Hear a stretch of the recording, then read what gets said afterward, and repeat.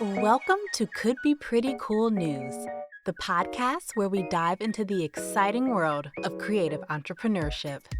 I'm your host, Casey, and together we'll embark on a journey to explore this dynamic ecosystem from multiple angles, including academia, research and data, community building, and compelling personal narratives from creative entrepreneurs themselves. Get ready to be inspired, informed, and empowered as we uncover the stories and strategies behind building successful creative ventures. It's time to discover why the world of creative entrepreneurship could be pretty cool. From government initiatives to independent artistry, Tennessee's creative landscape is being shaped by passionate individuals who see the arts as essential to community life. On today's episode, we're exploring how creativity thrives in the volunteer state through conversations with two Tennessee talents working at different ends of the cultural spectrum. In Memphis, a groundbreaking new office is reimagining how city government supports its artists. Meanwhile, in Nashville, indie musicians are forging their own paths through an industry in constant flux. Both stories highlight something uniquely Tennessean, the blend of deep musical heritage with innovative approaches to sustaining creative communities. Our first conversation features DeMarcus Akeem Suggs, the inaugural director of Creative and Cultural Economy for the city of Memphis. In this newly established position, DeMarcus is pioneering how municipal government can actively invest in its creative ecosystem while ensuring local artists and residents remain the priority. With his background as a dancer, arts administrator, and educator, he brings multiple perspectives to his work, building Memphis's creative future. Let's hear how this new office came to be. Welcome to the program. If I could just have you introduce yourself and share a little bit about the work that you do. Yeah, so I'm DeMarcus Akeem Suggs. I serve as Director of Creative and Cultural Economy for the city of Memphis, in an office that is recently started as of October 2024. But prior to that work, I have been a dance artist. I think of myself as a culturist, one who is engaged in culture, but also in nurturing and building out systems and processes around that said creative cultural space. But I'm also an arts administrator. I've been an educator, and so I come to the arts industry or arts ecosystem from multiple vantage points. And so I'm honored now to get to serve in this role. So, you're the inaugural director of this office. I would love to know, how did the city make this happen, creating something new and especially related to arts and culture? How did this even become a thing? Yeah, I have so many shoulders to stand on and to thank for holding me up. One is that Memphis has a significant legacy of creative output, whether that's gospel music, blues, soul music, rock and roll. There's just always been a vibrant music sector here. But then also with that, there's also been a strong creative and cultural organizational space. And so folks have been doing a lot of this work recently. I'd say 2022, 23, there was a significant push for the upcoming mayoral election to really have some arts representation. Folks were not seeing themselves represented in cultural or just policy at large. And so with that push, the Memphis Cultural Coalition, along with others, came together to make sure that there was a mayoral forum for the arts. And so at that forum, Mayor Paul Young, who is my amazing boss, he dedicated a role within government to the arts and culture because he too believed in the arts, had grown up around the arts, yeah, was a musician as well for in his childhood.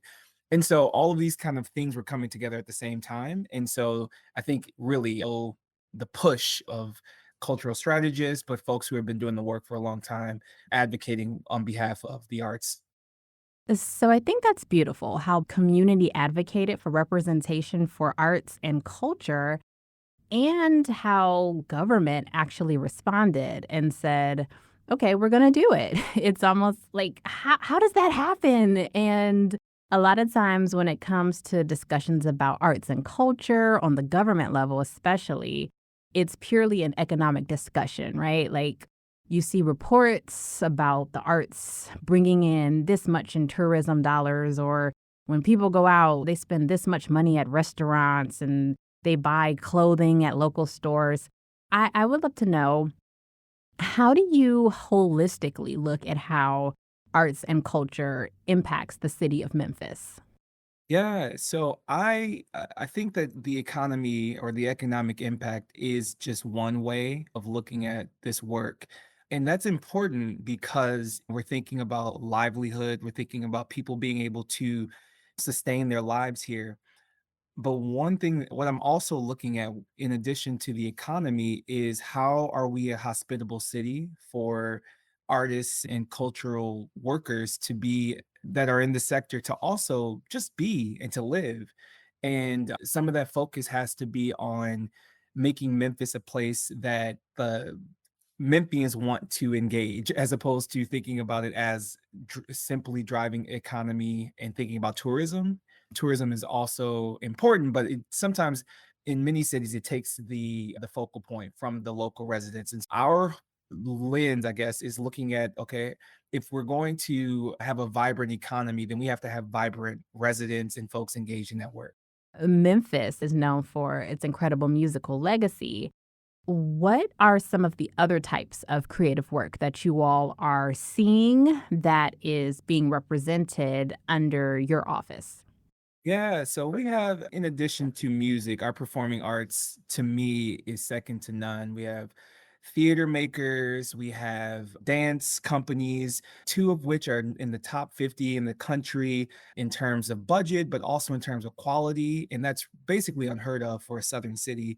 We have incredible visual art represented in our Brooks Museum, which is one of the region's only like major arts institution of its size and prominence. And yeah, I think that there's just so much to experience in terms of artistic value in Memphis.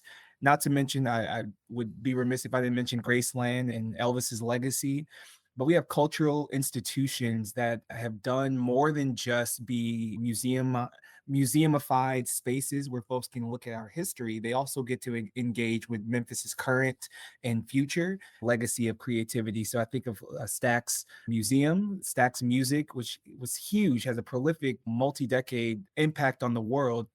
And now there's an academy associated with that music where we're still producing some of the nation's most talented musicians that are traveling and touring with prominent national artists and doing their own work. But I could take a moment to brag about there's a lot happening that I do think gets a little bit shadowed by our musical history. And so what I'm really excited about in this office is that we get to lean into that history, but also recognize that creative genius didn't die with the death of Stax Records as it was in the 50s and 60s and 70s, but it really is alive and well. And there is a heritage that's been passed on, not only musically, but in terms of just the ethos of folks thinking of themselves and recognizing the inherent creative value that Memphis culture has.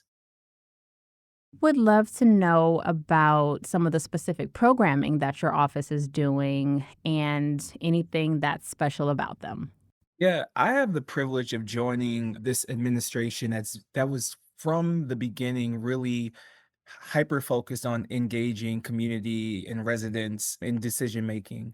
Mayor Young's platform focuses on making Memphis an attractive, a safer, an innovative, and culturally rich, as well as an equitable city. And through that, we have a few vehicles that we do that, yeah, or that are our focus areas. One would be public safety. Another is making neighborhoods attractive and clean. We also have jobs and strong economy as a focal point, and arts and culture, a thriving arts and culture sector is also what we're leaning into.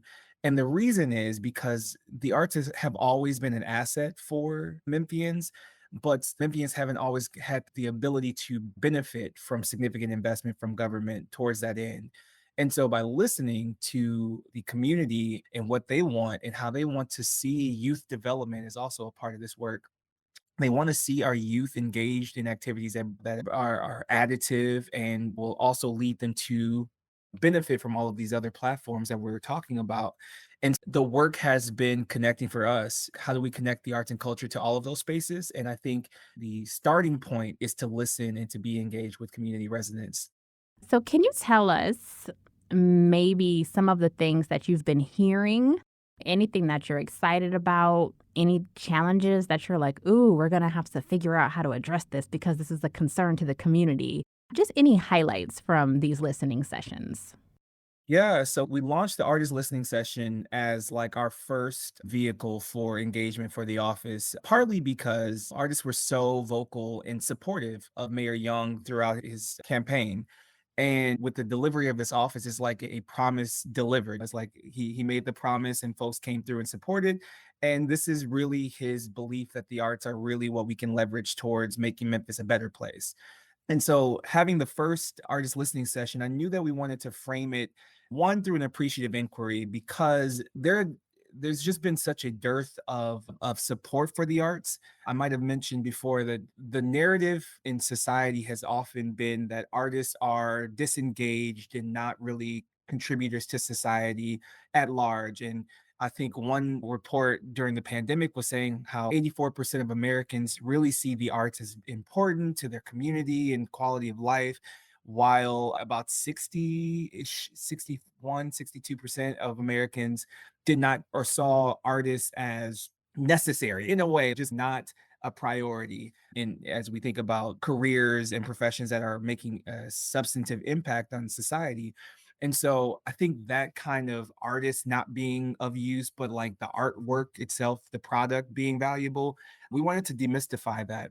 Partly because we believe so strongly that as a city that has benefited from the cultural legacy of musicians and artists and their impact historically, we want to see what does it look like for us to really make some big bets on artists today who are still making some really cool and innovative work and leverage our ability to validate and support that work. And so the first listening session was around validation, and then the second one was around market and demand. And I was really surprised actually in the market and demand conversation that we think about market as just the business to consumer in that vehicle, but for individual artists who are actually 3 times as likely, 3.6 times as likely than any other sector to identify as an entrepreneur, we found that these folks were able to find their market value, which meant that there was an appetite for the work that they create that also was followed by a income exchange or financial transaction. And they found that arts organizations as well as individual customers are the folks that are helping to drive the demand for their work. And so there is an appetite here in Memphis for art in all of its facets. And I was really surprised by that, but I'm excited that we as an office get to help to drive that market and generate some interest, which I think will, of course, translate to economic impact for the folks that are involved. Very cool. So I know the office is still in its early stages, but I'm curious to know if you all have already identified maybe some KPIs or things that you're like, this is what we're trying to do, either short term or long term. Yeah, so we are tasked with a few objectives. One, we want to bolster the creative economy that I was just talking about. We want to retain and attract talent to our city in the creative class, whether that be art makers and or folks who we know to engage with the arts more significantly. And then last but not least, we want to apply or leverage the arts and its ability to do a number of things to address some of our critical issues in the city. And as I was talking about, we're looking at crime and safety and youth development as those primary vehicles of or primary opportunities that we have to really make Memphis a better city. And so this year, I'm using it as a blueprint year where we are aggregating as much data and research as possible. Much of it has already existed. And what we get to do is coordinate some of that research and find some directives, one of which is an artist bill of rights that we're working with I wish it was just my idea. I don't wish that. I love the collaboration that I have with our arts intermediaries. So with Arts Memphis, the Hyde Family Foundation, Memphis Music Initiative, and Music Export Memphis, we are together working with the innovation team from the city of Memphis to build out a process to include artists into what we want it to be our formative cultural policy. And that's our belief that individual artists have a right to compensation, they have a right to capital and material support for their work, but also they have a right to culture of care. And that's respect in a number of ways and how it shows up. And so we want to be forward thinking in that and ideally follow some of the best practices around the country, but also lead the charge in making Memphis artists feel and know that they're validated and that they have a really significant role in Memphis's future. Right now, we know organizations like the NEA, the NEH are going through some considerable changes. And I'm curious to know if you have any thoughts about what some of the considerations around what the national arts funding and support landscape is looking like. Yeah, I think we have to put it into perspective. For many of us, and I was speaking with one of my colleagues this weekend about this, for many of us, federal support has been symbolic, really.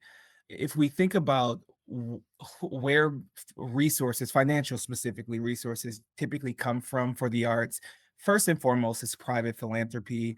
Second would be local or local arts agency, so local government, then followed by state, then followed by federal funding. And so I think that while federal support is really important, especially in communities like Memphis, where there is not as much local philanthropy that goes towards the arts, despite there being a wealth of resources in the city, I think it's important for us, and this is our kind of angle, that we do lean into other avenues. And so, my office, for instance, is 100% supported by a private philanthropy for the first year. And that was intentional in that one, the office that we just didn't have it in the budget for the city of Memphis to take on an office right away. And so local philanthropy led by Rachel Knox at the Hyde Family Foundation here in Memphis, among others, really worked to fundraise and again put their money where their mouth is. If the mayor is willing, if the city council is open to this office being a a viable means of shifting the narrative around our city and also really investing back towards our city, then let's meet them so that to make the lift possible so that we can activate and the city can take it on. And so that was a huge lift, and that was about $500,000 to get us started. And so now we're leaning and looking into what are the other opportunities that are, yes, federal, but there are state, there are other philanthropic entities that are around national philanthropy that we are actually looking into, and not to cannibalize the market at all. We're actually looking to opportunities that are more collaborative in nature that we can be working with some of our nonprofit arts folks so that we're really trying to model what it looks like to be a city that's coordinated and collaborated as opposed to competitive. I think that we underestimate the potential of people. And I think people are our greatest asset in any of this work, whether it's individual project production, connecting to cultural institutions, or whatever cultural organizing in whatever facet you might want to call it. There's people power. And I have seen where entities, I think of the Intercultural Leadership Institute, which I was a fellow, is a partnership between, I believe, like six organizations who are specifically focused on either Southern culture or like a specific racialized community, like the Hawaiian Pacific Islanders, the indigenous people throughout the states, Latino Americans, and now the International Association of Blacks and Dance is part of that community. But them together, like they've been able to raise significant resources towards leadership development for artists and cultural organizations, but also toward like actually investing back into arts organizations through grant making. And so whereas like someone would be like, I'm not trying to partner, or I'm a black organization, I'm not trying to partner with an indigenous organization because they might take the money. It's not. All of us, we recognize the solidarity and the need for everyone to win. And I think it also there's also power in challenging philanthropy, challenging government to invest more significantly. So it's not that you have to share a $20,000 grant 6 ways, but that it's like, hey, we are doing this work effectively. We're measuring together. We're building. We're really seeing some impact. Why don't you give us $100,000 that we can together be in community and proximity? And so I would not underestimate the power of people and community in this work. So, for my final question, you said that if organizations can show the government, hey, this is the value we're bringing, and we go back to the conversation about the metric that's often used to measure the value of the arts, it's an economic metric. Do you have any thoughts about other ways that the value of arts and culture can be demonstrated or measured by organizations or even by individuals? Yeah, I think there is a certain, and this is probably not the best answer, but I mean, in terms of to your question, but I have seen ways that organizations authentically, now let me start with authentic because we can try to manufacture these things, but I think it's like you have to understand that your audience is first and foremost the people that you serve. And if there is a true and authentic experience that, those folks feel safe and welcome and good enough to translate into your impact reports or just being a part of your community, then I think that's our strength as well. I was visiting an organization this week that there were parents, so it's an arts organization, performing arts organization, and they have parents on their board. And that immediately piqued my interest. I was like, I didn't say anything. I was like, that's really interesting. And then on a video, said parent who was a board member spoke about their experience as having a student that's been on scholarship in this program and what it has done. And I think that those stories are really important. Storytelling and effectively telling our stories, telling the stories of your communities in ways that honor the people that are being uplifted, but also supported through the work. I think that's really going to be important. Yes, there's quantitative data. Yes, there's economic impact, but I think that the organizations that are going to see the strongest return as we move forward, for lack of a better term, return on impact, but or return on investment, like those who are going to see that are in tune with their communities, are intentionally listening to the communities, and have built programs that are clearly serving a need but have a high excellence of quality in service delivered. And all of those factors are necessary, I think. Great answer. And I guess to close us out, we're certainly going to be keeping up with what you all are doing. I would love to possibly even do a check in next year just to see how your first year went, because this is all so exciting. And if there's anyone else who's listening who is equally as excited as we are, what's the best way for them to keep up with what you all are doing? Please, let's follow up and circle back. Please follow us on City of Memphis, our social media. That's Facebook, Instagram, as well as even on LinkedIn.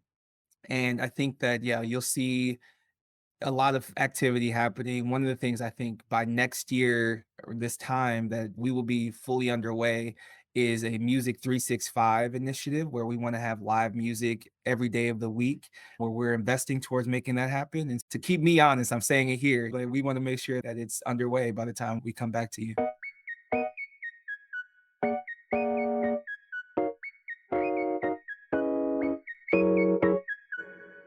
And now we travel from Memphis to Nashville, where we meet Purser, an indie folk rock artist who's navigating the music industry on their own terms. After emerging from the pandemic with a renewed sense of purpose and fresh production skills, Purser has been building momentum through Nashville's vibrant open mic scene and establishing collaborative relationships that energize their creative process. In our conversation, Purser shares insights about balancing artistic passion with practical realities and how their middle name became the perfect identity for their musical journey. I'm Purser. I'm an indie artist from Nashville. I make folk rock music, and I don't know if there's anything else I want to say, but I'm Purser. I'm an indie rock artist from Nashville, Tennessee. I have wanted to perform as Purser since I was in middle school. It's my given middle name, which I now use as my artist name and my last name in day-to-day life, but it has a family connection for me that I find very precious, and it's also just been, I don't know, a really safely like gender neutral, emotional neutral moniker for a long time for me, and always just put it off as like, when I grow up, I want to use that name. And now I'm grown and I get to use that name, which is cool. But I started writing songs in middle school and was mostly playing on piano and singing in church choir. And it wasn't until high school where I started taking singing really seriously. And it wasn't until college when I started taking songwriting really seriously. And by the time that I'd finished college and started a record label with my friends and been a steward of the indie music scene, and there was truly no better place to go home to do that work than Nashville.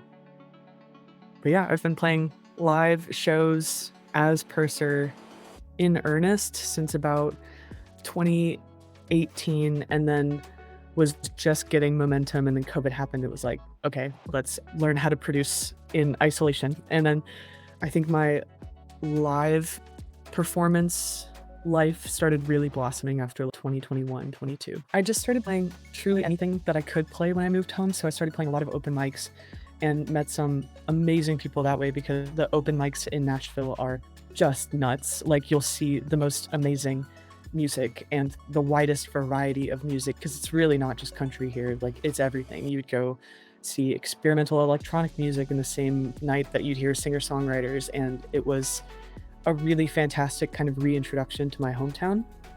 So I got connected with other artists who were just starting out that way, and with some people who'd been in the industry much longer than me who could offer advice and resources. And then by the time that I was really ready to grab the bull by the horns, it was lockdown. So all of that energy translated into teaching myself how to produce and trying to create as much as I possibly could with demos, and with just having so many songs written in my back pocket.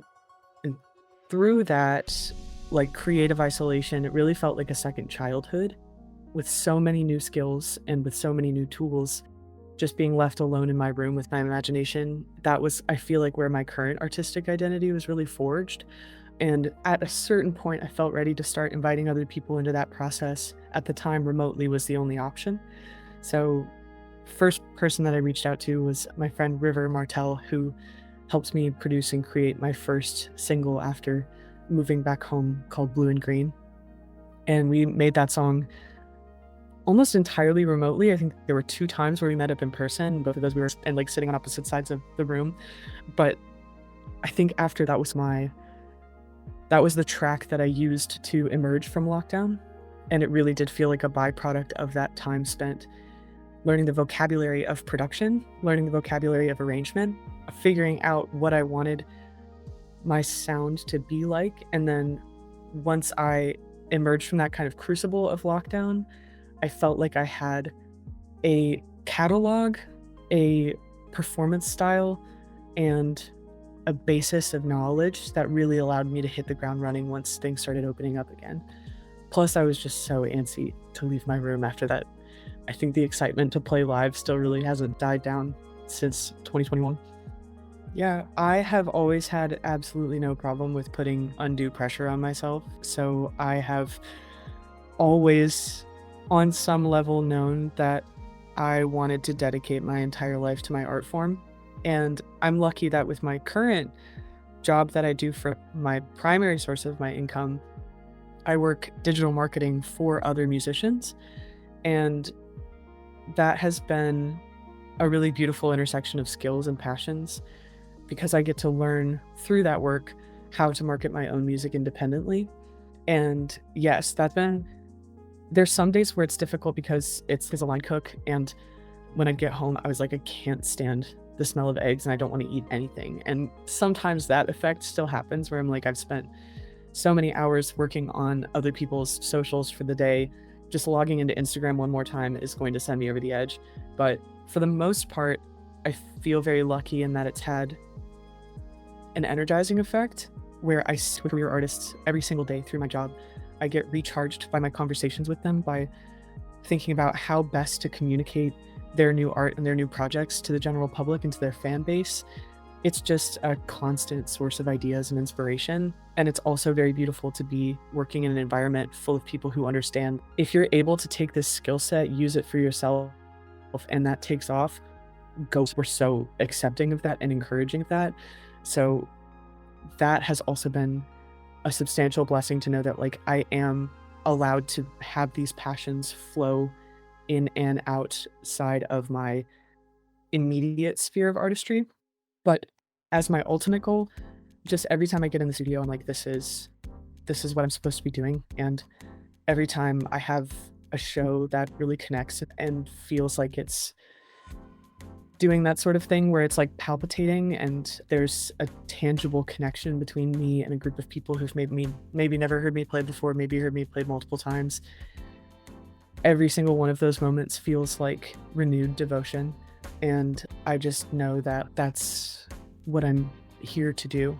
So if my whole day, I would love to get sick of it, but I don't think I ever will. When I was at college and I said, if I take another job, does that mean I'm not an artist? If I take a day job that has absolutely nothing to do with art, am I still an artist? And she gave me the perfect response, which was, your life can look however you need it to survive, but as long as you are still making sacrifices, no matter how big or how small, whether that's sacrificing your time, sacrificing some energy, sacrificing some income, as long as you are prioritizing art in at least one sphere of your life, then you're still an artist. So that really helped, and I feel like that was the best possible advice I could have gotten immediately post-grad, is you're gonna have to make some commitments in order to survive, but as long as you are constantly engaged in just the act of striving and creating, then you still get to claim that as your primary identity if that's what you want, and that's always what I've wanted. I am not in a rest space right now. There is so much going on. I just put out my EP called 3 Times on 3/3 on May 3rd, or March 3rd, excuse me. So I just put out my EP 3 times. I'm currently promoting that EP. We have a show for it on April 12th in Nashville, which is going to be amazing. There's a series of videos produced by a local nonprofit called Music Neighbors. They filmed the whole day that we recorded the EP, and so you can watch those live on YouTube, and I've just been sharing those far and wide, doing every kind of promo I can think of for the EP, and it's a story about my family relationships and what it was like going no contact and how my relationship with my family has changed basically in the past 5 years. And as we've been working on that music, as we've been producing it and refining it, we've also been working on a second EP behind the scenes. So that's me and my co-producer and drummer Simon Knutson, who is brilliant. We have finished production on that EP and are hoping to have it out by the end of this year. So this one 3 times was recorded all in one day with a live band, no metronome, it was this way this day, and that's how it was meant to be.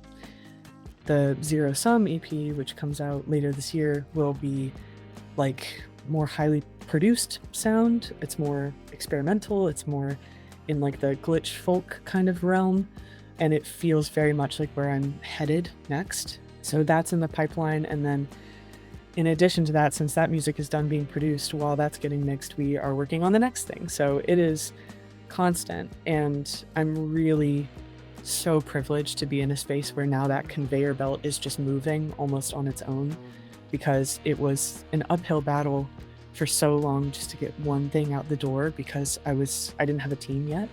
And now that I do have trusted collaborators who are making the sound that I'm hearing in my head, it's just easier and it's more fun and it's happening faster. All of those things are very hard earned, but it's really cool to watch once you've got that momentum and you've built that trust and you have the team and you found it, how quickly things can move from there. Because it really does feel like this year was like 7 years in the making. I am at Purser Music on pretty much everything. You can also go to pursermusic.com and find me there. I have a mailing list that would love for everyone to subscribe to because I think email is the future. And I'm so happy to have 3 times out on all streaming platforms on Bandcamp, and it's written as 3x. So just type in 3x and I will magically appear.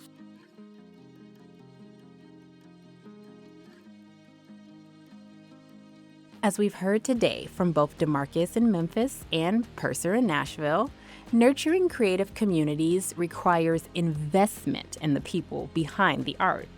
From government initiatives that involve artists in policymaking to individual musicians building sustainable careers through collaboration and persistence, Tennessee shows us what's possible when creativity meets genuine support.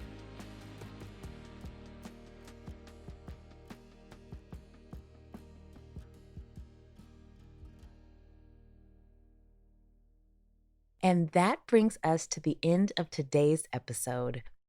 Until next time, we encourage you to continue nurturing your process. Farewell, and may all of your creative endeavors flourish. Could Be Pretty Cool News is a Could Be Pretty Cool original production.